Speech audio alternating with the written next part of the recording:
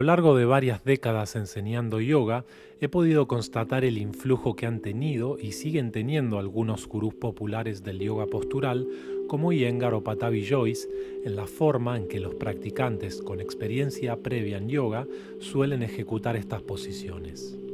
A menudo posicionando los pies en punta, las piernas en tensión y con el cuello rectificado,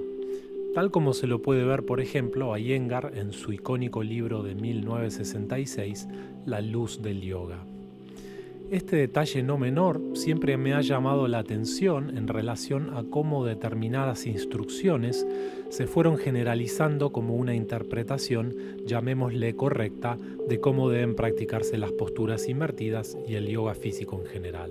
También es probable que esta forma rígida de interpretar la práctica del yoga físico y las posturas invertidas provengan de otras influencias, tales como la gimnasia sueca, que, como bien ha demostrado Mark Singleton en su influyente ensayo El cuerpo del yoga, dialogaron en la India en las postrimerías de su independencia con elementos del yoga antiguo, dando origen a este nuevo yoga reformulado,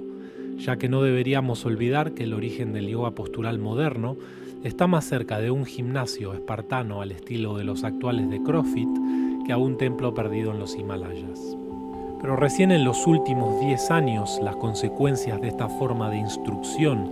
ha sido reexaminada y cuestionada públicamente,